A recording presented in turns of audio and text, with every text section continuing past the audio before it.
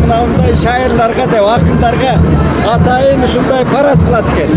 Мынанча поэзияны сыйлаган эл. Мына кылкылдап көчөгө атпайт. Поэзия. Акындардын парады деп аталат. Акындар. Bir жылда bir жолу болот. Бүт түрк дүйнөсүнөн келген акындар, жергиликтүү акындар, окуучулар, студенттер, поэзия сүйүүчүлөр, адабиятты жакшы көргөндөр ушул көчөдө акындарга кошулуп, бир нече чакырымга чейин байрактарды көтөрүп басат. Эл сүрөп атат. Туугандар ыр жазгың келет, жашагың келет. Карачы.